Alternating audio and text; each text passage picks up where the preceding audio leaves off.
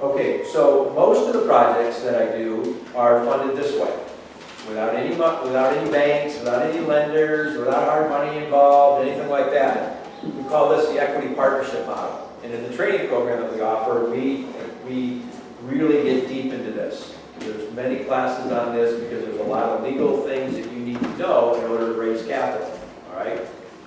Question already? I just wanted to say, I've gone through this with him, and he does an awfully great job. Well, thank you. That was worth the interruption. Interrupt anytime you want, Mike. Go ahead. Okay, so this is the equity partnership model, and the online instructor has raised like $4 million doing this particular model. Okay. All right. So here's how it works. I set up a limited liability company, an LLC. Okay. So I set up a business, and then I look for equity partners that want to fund the business. The equity partners fund 100% of the business. My company, onlineowners.com, I do 100% of the work. Then we split the profits 50-50. That's the business model right there. Okay? They provide all the capital, I provide everything else, we split the profit 50-50. I have no money in the deal at all, no credit in the deal at all. Okay? Now, a lot of people say, wait a minute, they really put in all the money and you don't have to put any money in? That's exactly right. Think about that from a business decision. Think about these equity partners, instead of investing or partnering in my business, they could have bought a Panera Bread, right? They could have used that for their money, right? My business partnership with them would be like them going to the employees of Panera Bread and say, listen, I want you to work hard for me every day, but I'm not going to pay you unless I make a profit. Would anybody work under those conditions? No. No other business they could probably partner in is going to work under those conditions. But think about it. That's what I do. You don't think I'm motivated to make them money? Because if I don't make them money, I don't make them anything. I'd like to do a project for a year with all the decisions and headaches and traffic and back and forth. And you get all the way done and you broke even. They get their money back, I don't get my time back, right? Right? So it's very important that we do deals that are profitable. And profitable to the level that I can give them half of it and me half of it and both of us be satisfied. We don't go into a project unless we project that we're going to make 30% annualized return. Okay? You can set up your own number. My number is 30%. The reason my number is 30% is I want to be able to pay them 15% annualized on their money. Would that be a good deal? Yeah. They don't want to stick around? Yeah. They're going to tell their friends and neighbors and family? Yeah. So I want to give them that kind of return. And then also, obviously, that's going to benefit me because I'll make 15% annualized on their money. Right? So let's just throw some numbers out. If you have 200,000 in here and we make 30% annualized, that's going to be how much? $60,000 a year. They would get 30 and I would get 30. Okay? So that's just putting some numbers to those percentages.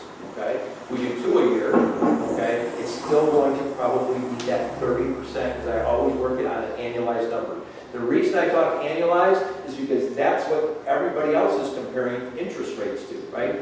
So if they want to see, do I want to partner with Randy at 15% or do I want to put it in a CD at 1.2%?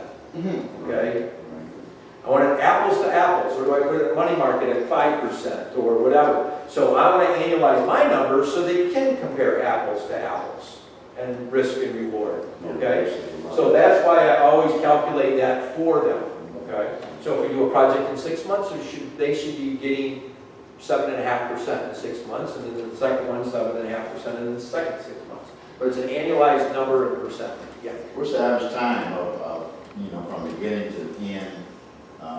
It's a great question. We used to run them in about 6 months, but when we started doing deals in the city of Chicago, because of the permitting process and because of how long the inspections take, it's probably, we've really been calculating 9 months if all goes well.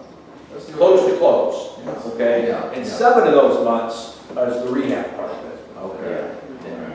And of course, I'm doing gut rehabs, right? If it's carpet, paint, and stuff like that, it's entirely smaller. But when we analyze the deal, and if you want to stay for the training, we factor in that number, and that's becomes very important of how much you got to earn, is how long is it going to take, okay? Because it's not the same. You got to make sure that you're putting the time equation in there, okay? All right, so again, my company, I don't make any money unless I make the money. Now, where are these equity partners coming up with all the money? Do they have 200,000 sitting in the bank not doing anything or earning, you know, 0.5%? Some of them do, but most of them don't. Most of the people are partnering with me with their retirement accounts. No, most people don't even understand about self-directed IRAs and 401ks.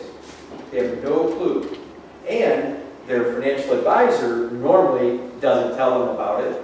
Number one, they're going to lose them as a customer, at least for that portion of their investment, because they don't make any money on that, okay? So in the mid-70s, when all the rules and regulations came out about IRAs and 401ks, the rules for self-direction were already in there. You can pretty much use your retirement account for anything except for insurance policies, investment in an escort, and collectibles. Okay? Think about it. If done properly, legally, ethically, there's a lot of rules around this, but if done properly, you could take part of your retirement account, invest it in Super Bowl tickets right now. When the teams are announced, who's going to be in it, sell it for triple, quadruple, 600% return, and all that money can come back to your retirement account, tax-free or tax-deferred, okay, if it's a Roth or a traditional. Most people have no clue. Most of the money that is being invested in real estate projects are retirement accounts. You need to know and understand everything there is about self-directed retirement accounts. The person that we rely on, the person that does the training for our online training program, his name is Matt Sorensen. He is one of the foremost experts in the country. And when I tell you he wrote the book on self-directed IRAs, he literally wrote the book on self-directed IRAs. He has a handbook of self-directed IRAs that's used by custodians throughout the country, third-party custodians. So the reason Merrill Lynch, if you have let's say you have a broker account, you have stocks with Merrill Lynch, and you call up your broker and say, hey, can I buy real estate with my IRA? What are they going to tell you? No, you can't. And that's a half-truth. He can't invest your money in real estate, but you can if you self-direct it. You need to self-direct it, though, with what's called a third-party custodian, a company like Midland IRA. One of our instructors has their own company. Mark Kohler has his own company out that self-directs. It needs to be transferred from Merrill Lynch to, let's say, Midland IRA, and now you can do that. They'll allow you to do anything that's allowable by law. Okay?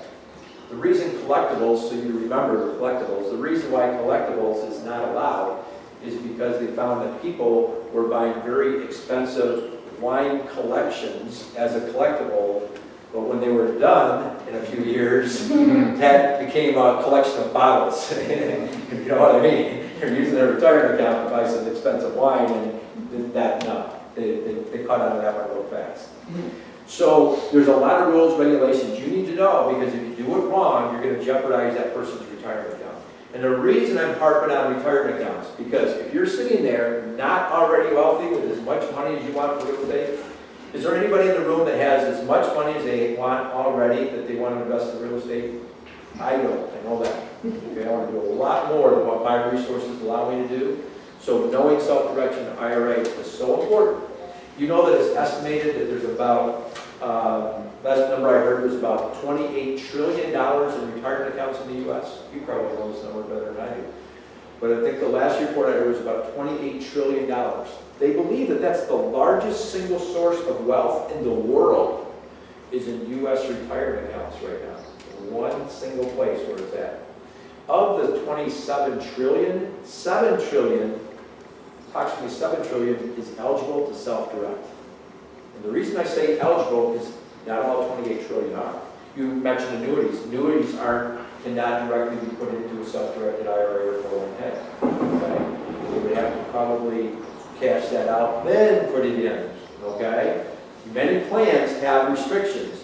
If you have a 401k right now, but you're currently employed with that employer that you're contributing to, it's probably not eligible to self-direct because that company has chosen a 401k plan and a provider, and you're going by their rules. And their rules, 99.9999% of the time, is not going to allow you to self-direct that money. Now, what you can do with 401ks is you can take $50,000, up to 50% of your balance. So let's say you have $100,000 in there, you can take 50%, which is $50,000, and you can take that out as a loan. And some people do that. They'll put that in as a loan. They'll take it out as a loan, and then they'll pay themselves back the interest, which is usually about 5%.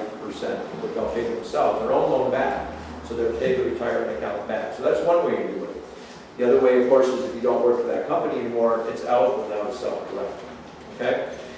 Yes?